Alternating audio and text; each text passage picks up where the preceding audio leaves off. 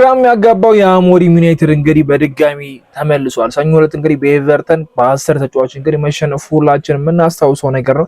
ከዛ አሰቃቂ ሽንፈት በኋላ እንግዲህ በድጋሚ በክሪስታል ፓላስ ሜዳ ላይ አውቤ ጨዋታውን ያደርጋል። ከሜዳ ውጪ የሚያደርጋቸውን ጨዋታዎች እስካሁን ድረስ ባረጋቸው እንግዲህ ሊቨርፑልን ብቻ ነው ያሸነፈውና ትላልቅ ፖይንቶችንም ከሜዳው ውጪ ይነጣል እናውቃለን። ክሪስታል ፓላስ ምን ሊያደርግ ይችላል የሚለው ነገር ተጠባቂ ነው። ምን አይነት ጨዋታ ልናይ እንችላለን? ሮበን አሞሪም ምን አይነት ውሳኔ ወስናሉ? ተጫዋቾች ምን አይነት ፐርፎርማንስ ያሳዩናል የሚለው ነገር የምናውቀው ነገር አይደለም። ዩናይትድን ተገማች ማድረግ አሁን ላይ በጣም ከባድ ነገር ነው። ዩናይትድ እንደዚህ ነው የሚጫወተው፣ ተጫዋቾቹ እንደዚህ ያደርጋሉ ማለት በሰዓት በጣም ከባድ ነገር ይመስለኛል። የተጎዱ ተጫዋቾች እንግዲህ የዋናው ቡድን እንግዲህ ተቀላቅለው ግልጋሎት እንደማይሰጡ ነው እንግዲህ አሁንም የተነገረ የሚገኘው። ሴስኮ እንደምናውቀው ረዘም ያለ ጉዳት አለበት። ማቲያስ ኩኛ አሁንም የክሪስታል ፓላሱ ጨዋታ ያመልጠዋል። ሃሪ ማጉየርም እንደዛው የሚያመልጠው ይሆናል። እስቲ ስለ ጨዋታው የተወሰነ ነገር እናውራ። ሮበን አሞሪም ምን አይነት ነገር ሊያሳዩን ይችላሉ? ተጫዋቾቹ ምን አይነት ነገር አሰላለፍ የትኛው ቢሆን ይሻላል የሚለውን ነገር እስቲ ፖይንቶችን እናንሳ። እናንተ ደግሞ ለዚህ ቻናል አዲስ ከሆኑ ሰብስክራይብ ማድረግዎትን እንዳይረሱ። ወደ ቪዲዮ እንድስኪ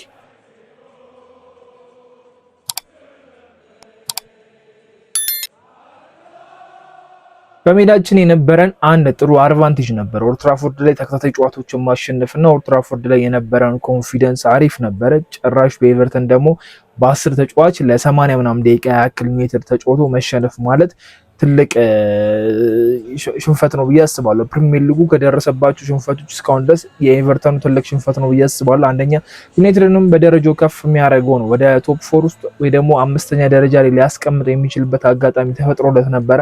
ጭራሽ ደግሞ 80 ምናምን ደቂቃ በጎዶሎ ተጫዋች ኤቨርተን መጫወቱ ዩናይትድን ብዙ ጎሎችን አስቆጥሮ ቶፕ 4 ላይ ያስቀምጧል የሚል ግንዛቤዎችን ሀሳቦችን ብዙዎቻችን በቃ ያንን ቀይ ስንመለከት ምን ገምተው ነገር ነው። ግን ደግሞ ተቃራኒ ነበር የሆነው። ኤቨርተን በቀይ ተጫዋች ወጣበት አይመስልም ነበረ። ፈርስት ሃፍ በደንብ ነበር ሲጫወቱ የነበሩት። ጭራሽ ጎል አስቆጥረዋልና ያንን እንግዲህ በኦልድ ትራፎርድ አይተናል። አሁን ደግሞ ወደ ከሜዳው ውጪ ከኦልድ ትራፎርድ ውጪ ተጉዘው እንግዲህ በክሪስታል ፓላስ ሜዳ ላይ ነው ይሄንን ጨዋታ የሚያደርጉት። ዩናይትድ ከቶተንሃም ጋር አይተናል፣ ኖቲንግሃም ላይ አይተናል፣ ፉልሃምን ተመልክተናል እና ከሜዳው ውጪ ያለው ጨዋታ በቃ እንደምናውቀው ነው። ከሜዳው ውጪ ምንም አይነት ነጥቦችን ይዞ እንደማይመጣ ነው። በቃ አቻ ነው እየወጣ የሚገኘው፣ ሽንፈት ነው።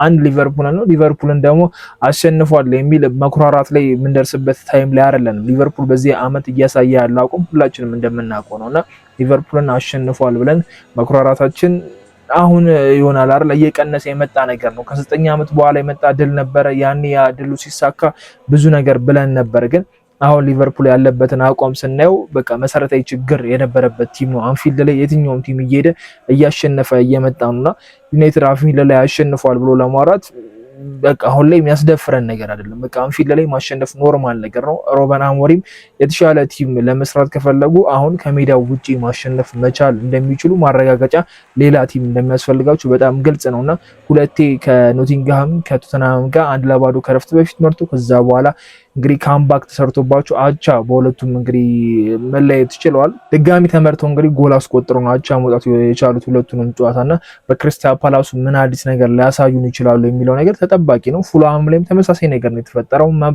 መራን ጎል ተቆጠረብን፣ ያው ፔናልቲ ማባከንን አቻ ተለያየና የቤንፎርድ ጨዋታ ነው ትንሽ አስከፊ የሚሆነው። ማንቸስተር ሲቲ ማንረሰው ጨዋታ ነውና ክሪስታል ፓላስ ሌላኛው የዩናይትድ የአሞሪምን አጫወት የያዘ ቲም ነው። ግን ደግሞ ከሮበን አሞሪም ዩናይትድ የተሻለ የሰራላቸው ነገር አለ ብዬ አስባለሁ። እነሱ ሞር የተሻሉ ናቸው። ሮበን አሞሪም በጋዜጣዊ መግለጫቸው ሁሉም 4-3-3 የሚጫወቱ ቲሞች አንድ አይነት ነገር የላቸውም፣ ልክኛ 3-4-3 እንደምንጫወተው አንድ አይነት ነገር ሊኖረን ይችላል የሚል ነገር አስተያየትን ሰጥቷልና ስለ ሁለቱም ዊንግ ባክም ተጠይቋል። አማድ በዛኛው ሳይድ ሲሆን በቀኙ ዊንግ ባክ ሰኩል ሲሆን አሪፍ የሆነ ነገር ይሰጣል ብሏል። ወደ 10 ቁጥር ሲያመጣው ደግሞ እንደባለፈው አይነት ነገር ይፈጠራልና አንደኛ ሮበን አሞሪም በዚህ በክሪስታል ፓላስ ጨዋታ ላይ በጠብጥ ወይ ደግሞ እንዳይነካቸው ከመፈልጋቸው ተጫዋቾች ማለት የብራይን ምቤሞና የአማድን ጥምረት ባይነካው በጣም ደስ ይለኛል። በቃ ማውንት አለ እዛ ጋር ማውንት የሚባል ተጫዋች አለ። ማውንት ምን ያህል ጸዴ እንደነበረ ሁላችንም አይተነዋል። ማውንት ወይስ ኩኛ ብለን ምርጫ ውስጥ እስከምንገባ ድረስ የደረስንበት አጋጣሚ ነበርና ለምንድን ነው ኩኛ ሲኖር ማውንትን ተመራጭ የሚያደርገው? ኩኛ ሲጎዳ ደግሞ ማውንትን ለምንድን ነው የማያሳልፈው የሚለው ነገር ግልጽ አይደለም ለኔና አሁን ምንም ያስነካ ነገር አለ። ትክክለኛ እዛ ቦታ ላይ መጮት የሚችል በቀኝ እግሩ እንደ ልቡ የሚሆን ካለ ተፈጥሯዊ ቦታ አይደለም፣ ተፈጥሯዊ ቦታ ነው። ካለ ተፈጥሯዊ ቦታን ተጫዋች አምጥተ አማድን እዛ ቦታ ላይ ማጫወት፣ ብሬን ምቤሞን እዛ ቦታ ላይ ማጫወት ተገቢ ነው ብዬ አላስብም። ብሬን ምቤሞ አሪፍ የሆነ ነገር አሳይቷል በቶተንሃም ጨዋታ።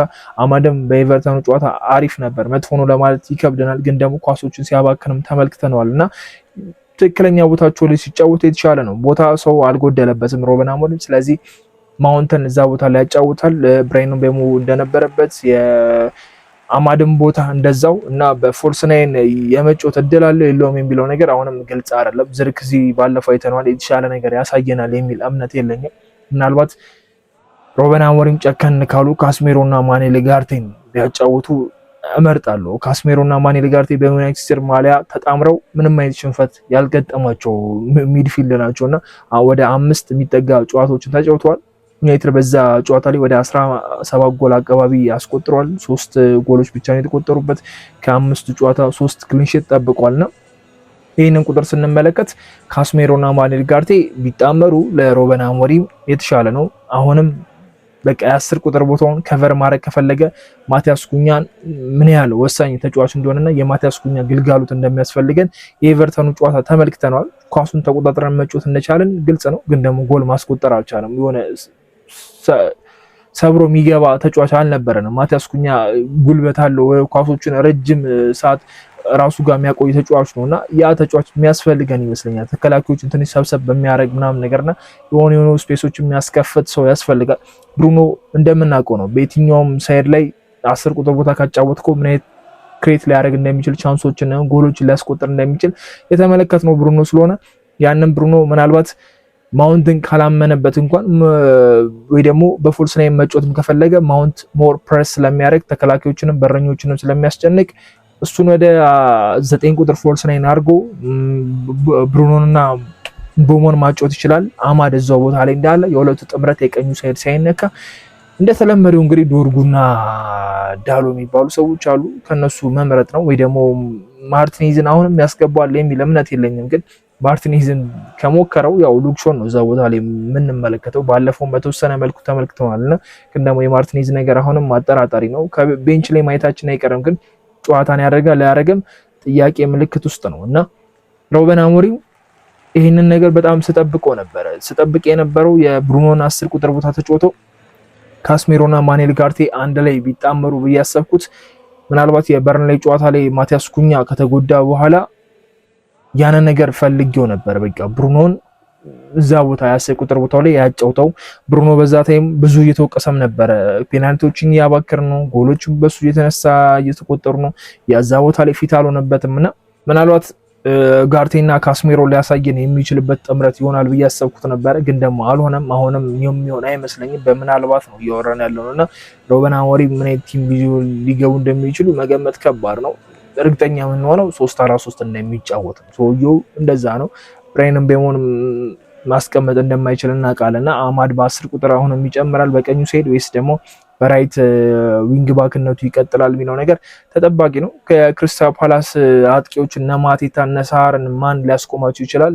ማቲያስ ደሊት እተማመንበታለሁ። ሉክሾ ሌላ ጥሩ የሚባል ፐርፎርማንስ ሊያሳይበት የሚችልበት አጋጣሚ ይፈጠራልም ብዬ አስባለሁና አሪፍ ፐርፌክቱን ፓላስ ነው የሚያገኙት ብዬ አስባለሁ። ሩበን አሞሪም የራሳቸውን አጫወት በጥሩ መንገድ የሚጫወትላቸውን ኦሊቨርን ነው የሚገጥሙት። በፓላስ ሜዳ በሚገርሙ ተጫዋቾች ሲስተሙን በለመዱት የ10 ምናምን ጨዋታ ያለመሸነፍ ጉዞ ያደረጉት ቡድን ሜዳው ድረስ ሄዶ ለመቅጠም ዝግጁ ናቸው ወይ? ጥያቄ ምልክት ውስጥ ነው። ይህንን ጨዋታ በምን አይነት መንገድ ይሸንፋሉ? እሱም ምን መልሰው ነገር አይደለም። አሁንም ቢሆን በሩበን አሞሪም ዩናይትድ እምነት የለኝም። ይህንን ጨዋታ ይሸንፋል ለማለት አሁን ላይ በጣም ከበድ ያለ ነገር ይመስለኛል። የኤቨርተኑን ጨዋታ በጣም ኤክስፔክት አድርጌው ነበር። ዩናይትድ ደረጃው ከፍ ይላል፣ ጎሎችን ያስቆጥራል፣ ማሸነፍ ይችላል ብዬ ያሰብኩት ጨዋታ ነበር። ግን ደግሞ ያ ነገር አልሆነም፣ ተሸንፏል። በ10 ተጫዋችም ለዛውም እና ክሪስታል ፓላስን ያሸንፋል አናቅም። የሆነ የተለየ ነገር ሊያሳየን ይችላል። የዩናይትድ ነገር አንዴ አሪፍ ይሆናል፣ አንዴ ምናምና ኮንስታንትሊ ወይ መጥፎ ሆኖ ልክ እንደ ሊቨርፑል ተከታታይ ጨዋታዎችን ተሸንፎ አይወጣለት። ተከታታይ ጨዋታዎችን አሸንፎ ወይ ያናጨበጭብ ይሆናል አይደለ? መሀል ላይ ነገር ነው የሆነብን። ከ3 ተከታታይ የድል በኋላ ሩበን አሞሪም ተረጋግተው ነበር። ዩናይትዶችም እኛ ደጋፊዎችም ተጫዋቾችም የሆነ አሪፍ እንትን ላይ ናቸው ምናምን ሲባል ኖቲንግሃም ላለመውረድ የሚጫወተው ቲም 3 አሰልጣኞች በአንድ አመት ውስጥ የቀየረው ቲም በ5 ደቂቃ ውስጥ ከረፍት በኋላ 2 የአየር ኳሶች ያስቆጠሩበት ዩናይትድ ተመራ፣ አቻ ሆነ። ሌላ 3ኛ ጎል ለማስቆጠር ሞከረ። ያ የማሸነፍ ጉዞ ዛጋ በቃ ቶተንሃም ላይ መጣን፣ መራን። አሁንም በደከመ ጨዋታ ኳስ ኮንትሮል ሳናረግ ነው የተጫወትነው። ቶተንሃም በድጋሚ መራን። በ90 ምናምንኛ ደቂቃ አስቆጥሮ ኦልሞስት ያለቀ ሲመስል ድረስ ማቲያስ ዴሊት አስቆጥሮ እንግዲህ አቻ ወጣን። ጨዋታዎችን ኮንትሮል ስናረግና ኳስ ይዘን ስንጫወት አንድ አይነት ዩናይትድ አይደለም። ኦሌ ጉናር ሶልሻየርም ተናግሯል። ጨዋታዎችን ሳትጫወት ማሸነፍ እኔ አልመርጥም፣ ኳስ ይዤ ማሸነፍን እመርጣለሁ የሚል ነገር አስተያየትን ሰጥቷል። ዩናይትድ ኳስ ይዞ ማሸነፍ የማይችል ከሆነ ኳሱን ለቆ መጫወት በጣም የተሻለ ነገር ነው። የአርሰናሉ ጨዋታ ላይ አይተነዋል፣ አሁንም የኤቨርተኑ ጨዋታ ላይ አይተነዋል እና የመጀመሪያ ኦልድ ትራፎርድ ጨዋታና አሁን 12ኛ ሳምንት የመጨረሻውን የኤቨርተኑ ጨዋታ ስንመለከተው ዩናይትድ የኳስ በላይነት ነበረው። ሰከንድ ሃፍ ላይ ቢሆንም የኤቨርተኑ ጨዋታ እዛ ደግሞ 90 ደቂቃ ሙሉ አሪፍ ቢሆንም ኳስ ተቆጣጥሮ ነበር። ግን ደግሞ ጥሩ ተከላካይ ያላቸው ቲሞች ላይ ጥሩ መከላከል ላይ ያላቸው ቲሞች ላይ ዩናይትድ ሰብሮ መግባት እንደማይችል ተመልክተናል። እነ ዝርክዚ ጥሩ እንቅስቃሴ ሲያደርጉ አይተናል። ምናልባት ሴስኮ በዛ ቢሆን ከዝርክዚ የተሻለ ነገር ያደርጋል ይመስለኛል። ግን ዝርክዚም የተሻለውን ነገር አድርጓል። የነበሩትን የአየር ኳሶች መጠቀም ችሏል። ግን ደግሞ 90 ደቂቃ ዝርክዚ አሪፍ ነው ማለት በጣም ከባድ ነገር ነውና ዩናይትድ ኳስ ይዞ ሲጫወት ጥሩ ቡድን አይደለም። ኳስ ሳይዝ ግን ዩናይትድ ጥሩ ቡድን ነው። ስለዚህ ሩበን አሞሪም ኳስን ለቆ መጫወት ለሳቸው በጣም የተሻለ ለዩናይትድ በጣም የተሻለ ነገር ነው። ቲሞች ላይ መምረጥ እንዳለበትም ተገንዝበናል። የቶተንሃሙ ጨዋታ የኖቲንግሃሙ ጨዋታ ላይ ዩናይትድ ኳስ ኮንትሮል አድርጎ ቢጫወት ከሁለቱ ጎሎች በኋላ የነበረን የቶተንሃምም ሆነ የኖቲንግሃም ጨዋታ ላይ ያሳየነው እንቅስቃሴ ከሙሉ 91 ደቂቃ እንደዚህ አይነት አጫዋት ፈጥሮ ወይ ደግሞ እነዚህ አይነት ነገር ሞክሮ ቢሆን ኖሮ የተሻለ ውጤት እንደምናመጣ በጣም ግልጽ ነበር። ግን ሩበን አሞሪም ኳስን ለቆ መጫወት ከፈለጉ ቶተንሃም ላይ ኳስን ይዘን ነው የምንጫወተው ካሉ ሙሉ 90 ደቂቃው እንደዛ ነው የሚያደርጉት። ለቀን ነው የምንጫወተው ካሉ 90 ደቂቃው እንደዛ ነው የሚያደርጉት። እዛው ጋር ጌም ሪዲንጋቸው በጣም ችግር ነው። ተጫዋች በተጫዋች የመቀየር እንትናቸው በጣም ችግር አለበት እና ማንም በማን መቀየር እንዳለበት ራሱ የሚያውቁ አይመስለኝም። የሴስኮ መጎዳት የሴስኮ ያንን የቶተንሃምን ኳስ ማባከን አግባብም አልነበረም። በዛ ሰዓት ሴስኮ ለምን እንደገባም ጥቅሙም አልታየኝም። 90 ደቂቃ ካላጫወተው ባያጫወተው በጣም የተሻለ ነበር። ሴስኮ ገባ፣ በ10 ተጫዋች እንዲጨርሱ ተገደዱ፣ ጎልም ተቆጠረባቸውና ተጫዋች በተጫዋች የመቀየር ችግሩ በጣም ግልጽ ነው። በጣም ግልጽ ነው። የሌኒሮ እና የማጉዌርን ቅያሬ መቼ ማረሰው ስህተት ነው። የቤንፎርዱ ጨዋታና አምጥተው ሴንተር ባክ ሃሪ ማጉዌርን አስጀመሩት። ሃሪ ማጉዌር ኢዝ ባክ ምናምን ተባለ። በቃ አይደል ያ ሲለገጥበት ሲሾፍበት የነበረው ሃሪ ማጉዌር ተመለሰ ተባለና ብዙ ነገር ሲባልም አይተናልና ሌኒሮ ለምንድን ነው ቤንች ያደረገው እስከሚባል ድረስ አንድ ጨዋታ መጥፎ ፐርፎርማንስ አደረገ ተብሎ ነው እንግዲህ ሌኒሮ ቤንች ያደረጉትና እነ ዶርጉና እነ ዳሎ ግን እንደለባቸው የሆኑ ቤንች የመሆን እድል እንኳን የሌላቸው ተጫዋቾች ናቸው። በጣም ኮንፊደንስ ያላቸው እንደመሰለፍ እርግጠኛ እንደሚሰለፉ እርግጠኛ የሆኑ ሁለት ተጫዋቾች ቢኖር ዩናይትድ ቤት ዶርጉና ዳሎ ናቸውና ማላሲያ የሚባል ተጫዋች አለው። ዩናይትድ ስኳድ ውስጥ ተቀላቅሏል። አልፈልግም እንኳን ቢባል ባለፈው ቤንች ላይ ተመልክተነዋል። እነዚህ ተጫዋቾች ጥሩ ፐርፎርም እያደረጉለት አይደለም። ዳሎን አንድ ያስጀምራል፣ ዶርጉን አንድ ያስጀምራል፣ ቀይሮ እንትን ይላል። ሁለቱም ለኔ አንድ አይነት ተጫዋቾች ናቸውና ለምንድነው ቴስት የማያደርገው? ለምንድነው የማይሞክረው? ማላሲያን በቃ አሁን ጃንዋሪ ላይ ለመሸጥ ይሞክራል አይደል? በቃ ቢያንስ ተጫዋቹ እንዲሸጥለት እንኳን አንዱ ላይ ጨዋታ ጨውቶት ይልቀቀው። ሉዝ የሚያደርገው ነገር የለም። ኦልሬዲ የግራው የሌፍት ባኩ በቃ ልክ አይደለም። የዩናይትድ ችግር ነው። በቃ ልክ እንደ ካስሜሮና እንደ ብሩኖ ጥምረት ይህ የመሃል ሜዳው ችግር አለበት እንደምንለው የግራው ችግር አለበት። ወይ እንደ አማድ አንድ አጥቂ ፈልጎ በዛ በኩል ማጫወት የሚችለውን ነገር ፈልጎ ማጫወት ካልሆነ ማላሲያ መሞከር ለኔ በጣም የተሻለ ነገር ነው። ሩበን አሞሪም ያን ነገር ያደርጋሉ። ያው ድካም ነው እንጂ የምንፈልገው ነገር ነው ፍላጎታችን ነው እንጂ ያንን ነገር እንደማያደርጉት በጣም ግልጽ ነውና የእሁዱ ጨዋታ ምን ሊያሳየን ይችላል? ቀን ነው 9 ሰዓት ነው የምንጫወተው እንግዲህ እና አሁንም ዩናይትድ እድል አለው በደረጃው ከፍ ማለት እድል አለው። ሰንደርላንድ አሁንም ከበርንማውዝ ነው የሚጫወተው። እነሱ ከኛ ከፍ ያሉ ፖይንት ያላቸው ቲሞች ናቸው። ሊቨርፑል ከኛ ጋር በነጥብ እኩል ነው። እንደምናውቀው ነው ሊቨርፑል የመሸነፍ እድል ያለው ቲም ነው። ዝም ብሎ እየተሸነፈ ያለ ቲም ነው። ይሸነፋል ብለን ልናስብ እንችላለን። ቶተናም ጥሩ የሚባልም አቋም ላይ አይደለም፣ እኛም እንደዛውና አሁንም እድሉን ተጠቅሞ ከፍ ማለት የሚችልበት ያለውን አድቫንቴጅ መጠቀም የሚችልበት አጋጣሚ ነውና አሁን 13ኛ ሳምንት ላይ ይህንን ነገር መጠቀም ማይችል ከሆነ ዋጋ ያስከፍሏል። 20ኛ ምናምን ሳምንት ላይ ሲደርስ እነዚህ የጣላቸው ነጥቦች የሆነ የሚቆጩት ነጥቦች ናቸው የሚሆኑትና ከአሁኑ ነጥቦችን መሰብሰብ በጣም ለሩበን አሞሪም ቲም የተሻለ ነገር ነው ብዬ አስባለሁ። ምን አይነት የቡድን ቅርጽ፣ ምን አይነት የአጥቂ መስመር ይዘው ይገባሉ በዝርክዚ አሁንም ተመልሰው የሚገቡ ከሆነ ለኔ አሳማኙ ጨዋታ አይደለም። በቃ ፎልስ ናይን ሴስኮን ቤንች ላይ አድርጎ በፎልስ ናይን ስንጫወት ነበረ ምንም እንኳን ያኔ ኩኛ ቢኖርም እና አሁንም እድል አለን በማውንት መጮትና በብሩኖ መጮት ለኔ የተሻለ ነገር ነው። ብሩኖን እስቲ እንየው። በቃ እውነት የፖርቹጋል ብሔራዊ ቡድን ላይ አይተነዋል። ብሩኖ ሃትሪክ ሰርቶ መጥቷል። ብሩኖ አሪፍ እንቅስቃሴ እያደረገ ተመልክተነዋል በናሽናል ቲም ላይና ያንን ብሩኖ የቀድሞ ብሩኖን ይመልስልን እስቲ እንየውና የተወሰነ ጨዋታ አንድም ሁለትም ሆነች ያው የዌስትሃሙ ጨዋታ ላይ ይመለሳል ብሏል ማቲያስ ኩኛ። ለአንድ ጨዋታ እስቲ ሞክረውና እንደው የካስሜሮና የኡጋርቴንም ጥምረት እንደው በምን አጋጣሚ ልናየው እንደምንችል አላውቅም። ካስሜሮና ሜኑን እንኳን ባይፈልግ እንትናን መጠቀም ይችላል፣ ኡጋርቴንን መጠቀም ይችላልና ከሁለቱ አንዱ መጠቀም ነው። ወይ ሜኑን ወይ ካስሜሮን ወይ ኡጋርቴን፣ ካስሜሮና ኡጋርቴ፣ ካስሜሮና ሜኑን መጠቀም ለኔ የተሻለው ነገር ነው ብዬ አስባለሁ። ብሩኖን ወደ ፊት ለፊት ለመውሰድ ከሜኑና ከኡጋርቴ መምረጥ ያለበት ይመስለኛል። ኡጋርቴና ሜኑን ደግሞ በፕሪሲዝን ተመልክተናቸዋል።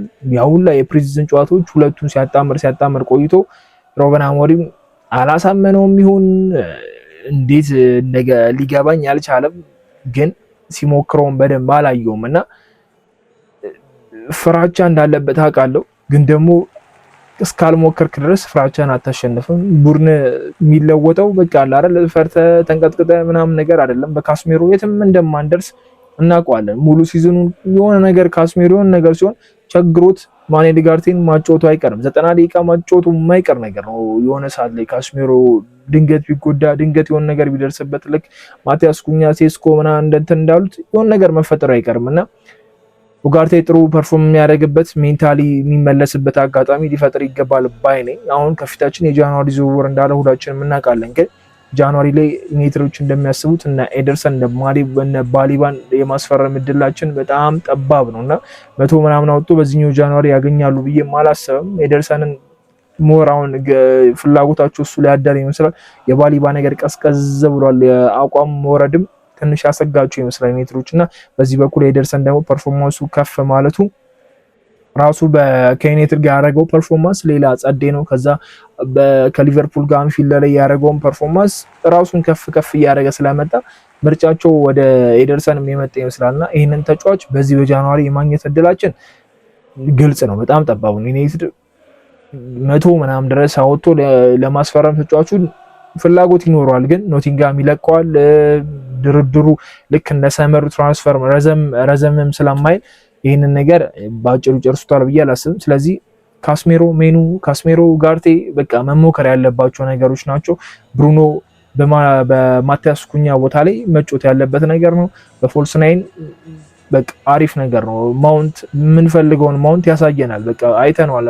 ፕሬስ ሳረግ በረኞችን ሲያስጨንቅ ተከላካዮችን ሲያስጨንቅ ማያስከፍተው ነገር የለም እና ያንን ማውንት ማየት ነው የምፈልገው እና የክሪስታል ፓላሱ ጨዋታ ላይ ዩናይትድ ያሸንፋል ብዬ ምንም ግምቱ የለኝም። ግን ደግሞ ምን አይነት ጨዋታ ይጫወታል የሚለውን ነገር ማየት እፈልጋለሁ። በቃ አሁን ዩናይትድ ያሸንፋል አያሸንፍም የሚል ግምት ውስጥ መግባት ራሱ አዳጋች ሁኔታውን ውስጥ ገብቷል እና ጨዋታውን እስኪ አይተነው ደግሞ በደንብ እናወራለን። የሚሰሙ ነገሮች ካሉም እስቲ አዳዲስ ነገሮች ይዤላችሁ እመጣለሁ። ጨዋታውን የምናሸንፍ ከመሰላችሁ እስቲ ኮመንት ላይ አሳውቁኝ፣ ግምታችሁንም ማስቀመጥ ትችላላችሁ። ከወዲሁ መልካም ጨዋታ አላችኋለሁ። ያው ድል ለማንቼ፣ ድል ለክለባችን ለዩናይትድ። አዲስ ከሆናችሁ ደግሞ ሰብስክራይብ ማድረግ እንዳይረሳ። ከጨዋታው በኋላ እንገናኛለን። ይመቻችሁ። ቻው